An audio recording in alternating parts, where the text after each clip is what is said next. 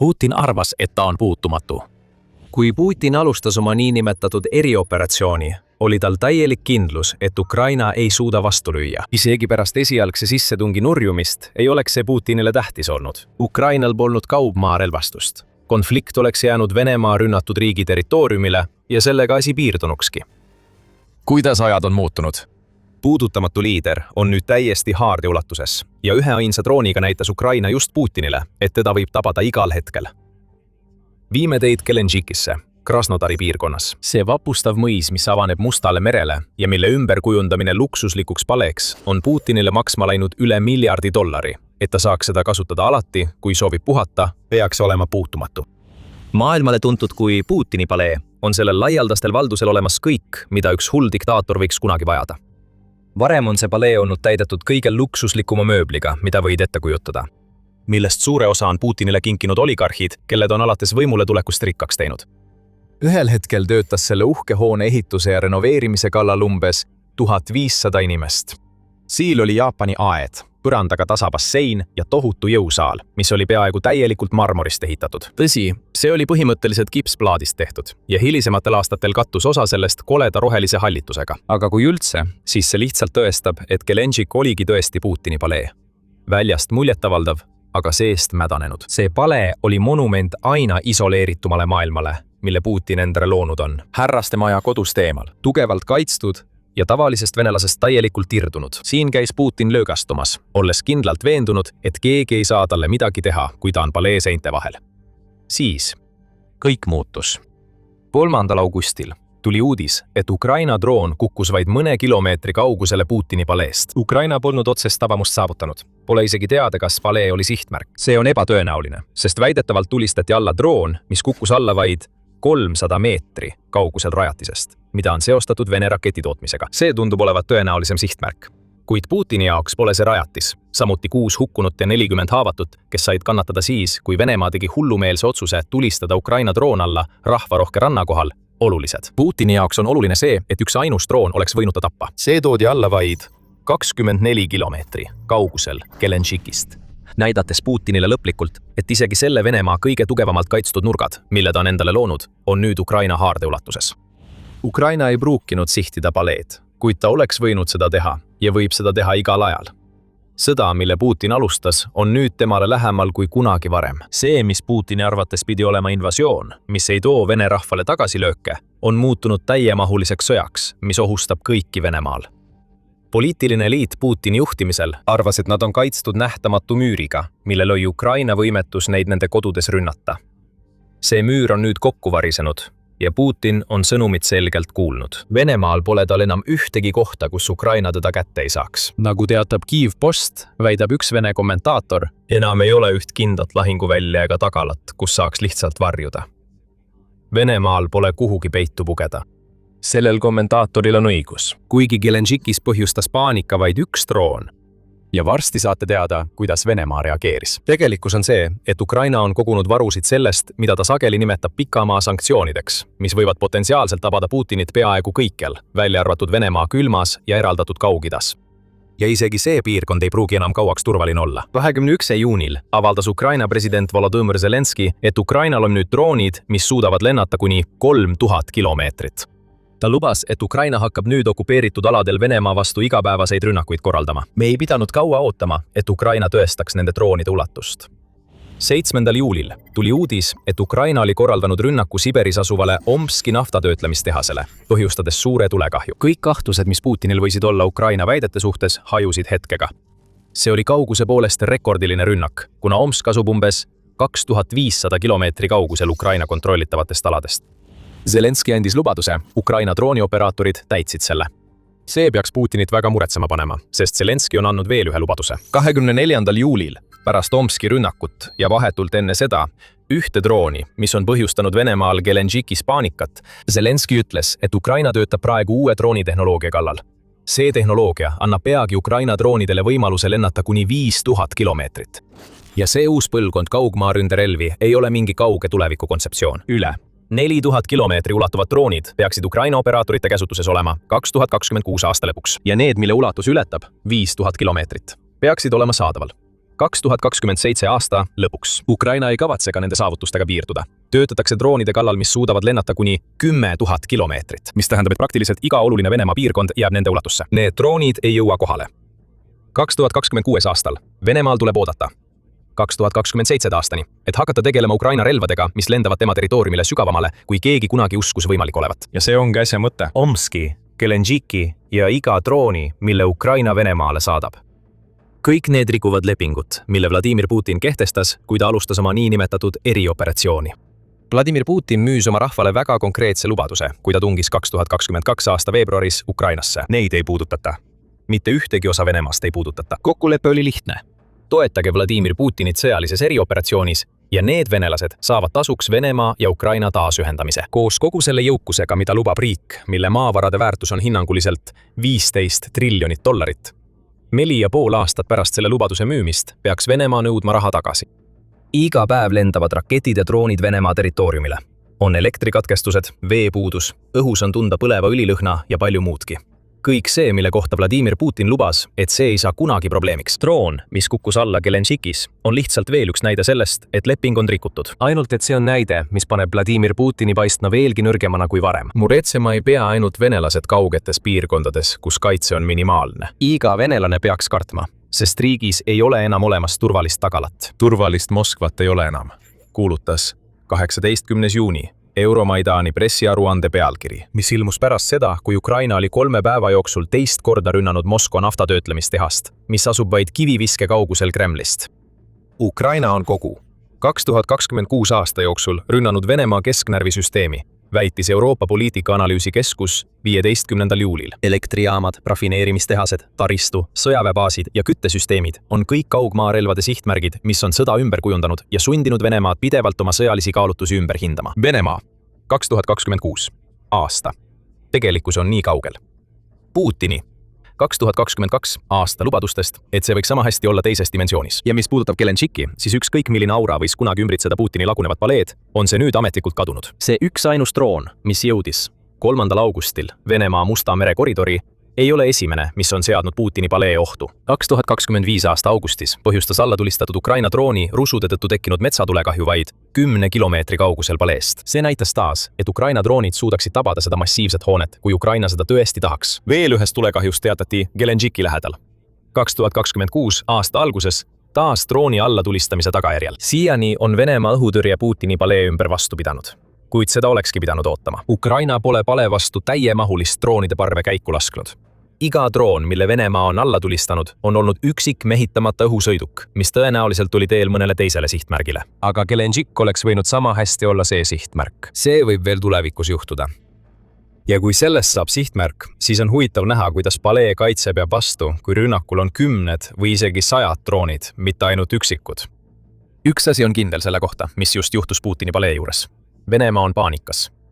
Seda näeme me rünnakule reageerimisest. See paanika on tõeline. Ja see peakski nii olema. See on samuti silmakirjalikkusega vürtsitatud ning annab meile aimu Putini manipuleerivatest meediataktikatest, samuti ka hirmust, millega ta nüüd iga päev elab. Aga enne kui me sellesse sügavamalt sukeldume, tuletan meelde, et te vaatate sõjasaadet. Kui sa pole veel tellinud, siis nüüd on ideaalne aeg vajutada nuppu ja lubada teavitused, et sa ei jääks ühestki videost ilma. Venemaa reaktsioon sellele, mis juhtus Gelendzhikis, oli täpselt selline, nagu võiks oodata pärast teadet, et Ukraina drooni tõttu said tsiviilisikud kannatada.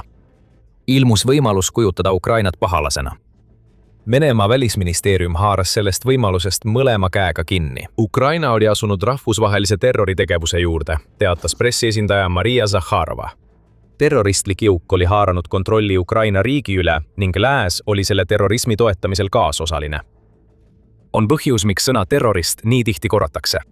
Venemaa tahab selle narratiivi oma rahva peadesse kinnistada, sest Ukraina kujutamine terroristliku riigina, mis ründab tsiviilisikuid, toetab Vladimir Putini õigustusi tema sissetungile. Venemaa pidi alustama sõjalist erioperatsiooni. Ta pidi jääma Ukrainasse, isegi pärast seda, kui sai selgeks, et esialgne sissetung oli läbi kukkunud. Need ukrainlased üritavad tappa kõiki venelasi ja ainult vapper Putin ning Vene sõjavägi saavad teid päästa. See silmakirjalikkus on täiesti teisel tasemel. Ja tegelikkus sellest, mis Gelendzhikis juhtus, on hoopis teistsugune. Sa oled sellest juba aru saanud, kui mäletad, mida me sulle varem rääkisime.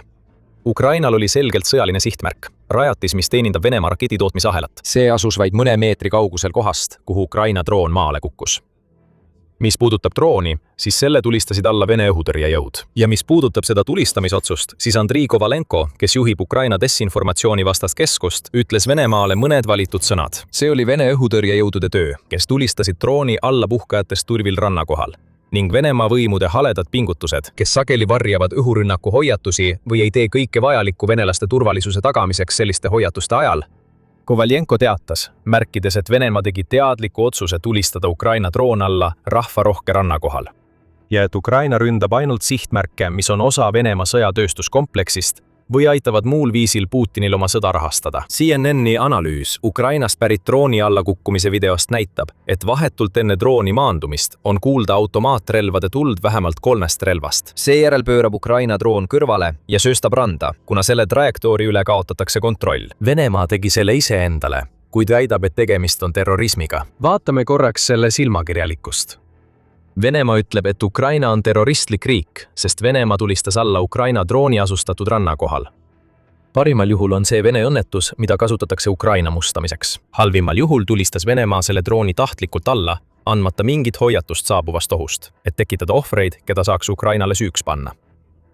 Mõlemal juhul Ukraina ei põhjustanud neid ohvreid tahtlikult. Seda ei saa aga öelda Venemaa ja tema kaugmaarünnakute kohta Ukraina vastu. ÜRO inimõiguste ülemvoliniku büroo andmetel on Venemaa tapnud ajavahemikus 24. veebruar 2022 kuni 30. juuni 2026 kokku 16 431 Ukraina tsiviilisikut. Veel 48 613 tsiviilisikut on saanud vigastada. Paljud neist Venemaa rakettide ja droonide tõttu. Tegelikult vaid mõned päevad enne Gelendzhikis juhtunut korraldas Venemaa ballistilise raketirünnaku Kiievi vastu, milles hukkus 9 ja sai vigastada veel 10 inimesi. See ongi erinevus Ukraina ja Venemaa vahel. Ukraina sihib sõjalisi sihtmärke. Tsiviilohvrid tekivad sealjuures kogemata. Venemaa sihib tsiviilisikuid teadlikult. Venemaa on seda teinud alates sissetungi algusest. Ja ta jätkab seda. Sest Putin usub, et hirmu külvamine Ukraina tsiviilelanike seas võib panna nad pöörduma Zelenski vastu ja Venemaad aktsepteerima. Kui Zahharova nimetab terrorismiks seda, mis juhtus Putini palee lähedal, kõlavad need sõnad tühjemalt kui Kevin Baconi mängitud roll mõnes odavas 2000-ndate ulmefilmis. Venemaad ei saa lihtsalt tõsiselt võtta, kui ta teadlikult sooritab jõledusi, mida ta isegi ei püüa õigustada. Putin on sõjakurjategija, see on täiesti selge. Aga see, mis just Gelendzhikis juhtus, näitab meile ka seda, et mees, kes kunagi pidas end puutumatuks, võib nüüd iga hetk löögi alla sattuda ja see teeb Putini väga hirmunuks. Kurjategija, kes on pidevalt põgenemas, ei saa oma maal vabalt liikuda, sest ta teab, et ühel päeval võivad Ukraina droonioperaatorid teda sihtmärgiks võtta. On veel üks põhjus, miks Venemaa on nii kiiresti alustanud uut Ukraina süüdistamise vooru juhtumi eest, milles Ukraina polnud süüdi. See pole ainult Ukraina kui terroristliku riigi sildistamine. Vladimir Putin kasutab Gelendzhikis juhtunud propagandana, samal ajal kui ta püüab veenda maailma, et Ukraina üritab teda aktiivselt tappa, kui ta on Venemaa ametis olev president. Me teame seda, sest Vladimir Putinil on selles osas juba varasem ajalugu. 2025 aasta lõpus väitis Venemaa, et Ukraina oli korraldanud droonirünnaku Vladimir Putini residentsi vastu põhjapoolses Novgorodi oblastis. Venemaa pani selle väitega kõik mängu. Venemaa avaldas isegi kaadreid, mis väidetavalt näitasid Ukraina droone, mis olid residentsi lähedal maha tulistatud ja maas lebamas. Venemaa sõnul lasi Ukraina kokku välja 91 kaugmaadrooni Putini kodu pihta. Kaadritel tulistati alla vaid 1 või 2 drooni ning droonide allatulistamisest videot ei olnud. Vandenõuteooriatele kalduvad inimesed võisid kohe arvata, et Venemaa paigutas Novgorodi Ukraina droonide rusud teistest rünnakutest, et jätta mulje, nagu oleks Ukraina üritanud Putinit tappa. Vandenõuteoreetikud oleksidki õigesti arvanud. Just seda Venemaa näibki teinud olevat. Ukraina eitas Venemaa väiteid kohe ning 5. jaanuaril umbes nädal pärast rünnakut, Ameerika Ühendriikide uurimine väidetava rünnaku kohta paljastas, et Novgorodis ei olnud tegelikult mingit Ukraina rünnakut toimunud. President Donald Trump, kes ütles alguses, et on selle rünnaku pärast väga vihane, ütles: "Ma ei usu, et see rünnak toimus. Me ei usu, et see juhtus, nüüd kui oleme saanud kontrollida." Miks see kõik oluline on? Kui Venemaa selle väite esitas, toimusid tol ajal rahuläbirääkimised. Pärast väidetavat rünnakut ütles Venemaa, et ei saa neid läbirääkimisi jätkata. See kõik oli tahtlik, sest Putin üritas kasutada oma tõelist hirmu Ukraina droonide ees, et manipuleerida USA'd Venemaa poolele asuma. See ei toiminud. Aga nüüd on Venemaal rünnak, mille toimumine Gelendzhiki lähedal on kinnitatud. Putini käsilased ei ole veel seostanud seda rünnakut katsega Putini elu kallale minna. Kuid rünnak ja Venemaa hukkamõist tulevad just siis, kui levivad kuulujutud, et USA ja Ukraina töötavad välja õhurünnakute vaherahuplaani, mis võib peagi jõuda Putini lauale. Meid ei üllataks, kui Putin püüab Gelendzhiki juhtumit kasutada selle plaani tagasilükkamiseks, kui see peaks konkreetseks muutuma. Ainult et seekord on mure tõeline. Ukraina droon jõudis tõesti Putini palee lähedale. Putin võib proovida seda kõike väänata, kuid tema vastus saab olema terror. See on mees, kes juba elab rünnaku hirmus, olgu selleks Ukraina droonid või tema enda siseringi liikmed. On hästi dokumenteeritud, et vähemalt maist alates veedab Putin nüüd suurem osa ajast peidus maa-alustes punkrites. Tulles välja vaid siis, kui tal palutakse teha üks tema üha haruldasemaks muutuvatest avalikest esinemistest. Forbes ütleb, et Ukraina droonid on ajendanud teda punkrites elama. Kuna Putin väldib aktiivselt luksuslikke kinnisvaraobjekte, mida ta kunagi koduks nimetas. The Independent ütleb, et vähemalt üks neist punkritest asub Krasnodari piirkonnas, mis on ühtlasi see koht, kus asub Putini palee. See on peaaegu nii, nagu Putin püüaks jääda nii lähedale oma kunagisele elule kui võimalik. Kuigi ta teab, et ta ei saa seda elu enam elada nii kaua, kui Ukraina sõda kestab. See hirm ongi kogu selle asja mõte Ukraina jaoks. Võib-olla ei sihtinud see 3. augustil aktiivselt Putini paleed, kuid Ukrainale ei valmista mingit muret, et üks nende droonidest sellele nii lähedale jõudis. Nüüd võib see droon olla veel üheks näiteks Vene rahvale, et nende kõva käega juht ei ole see, kelleks ta end esitleb. Veel üks murtud lubadus, täpselt nagu sõjalise erioperatsiooni leping. Vladimir Putin peaks olema Venemaa suur kaitsja, mees, kes seisab oma rahva eest ja kaitseb seda iga hinna eest. See on narratiiv, mille ta on enda ümber rohkem kui 2 aastakümmet loonud. Ja see kõik on kokku varisenud. Vladimir Putin ei ole tugev mees. Ta on mees, kes veedab oma elu punkrites, tühistab sõjaväeparaade ja piirab oma riigis arutelu, et oma mainet üleval hoida. Vladimir Putini soomus on viimase 4,5 aasta jooksul kõvasti kannatada saanud. Nüüd on vaid üks droon Gelendzhikis sellele soomusele veel ühe suure mõlgi tekitanud. Nüüd teab seda kogu Venemaa. Vladimir Putin võib olla Ukraina sihtmärk igal ajal, kui Ukraina seda soovid. Ja kui ta ei ole, võib Ukraina rünnata kogu Venemaa ühiskonna alustalasid, sest Vladimir Putin on painutanud selle ühiskonna iga tahku teenima oma kinnisideed Ukraina suhtes. Seda oleme näinud Ukraina pööraste rünnakutega Wildberrisi vastu. Pealtnäha on Wildberris tsiviilettevõte. Tegelikkuses see nii ei ole. Kaugele sellest. See on sama legitiimne sõjaline sihtmärk kui iga teinegi ning Ukraina rünnakud selle ettevõtte vastu on veel üks näide sellest, kuidas Ukraina toob Putini sõja tagasi tema enda õuele. Lisateavet saate meie videot vaadates. Kui teile see video meeldis, siis meil on Military Show'l tulemas veel palju huvitavat. Tellige kanal ja lülitage teavitused sisse, et olla esimeste seas, kes näevad meie uusi videoid. Aitäh vaatamast!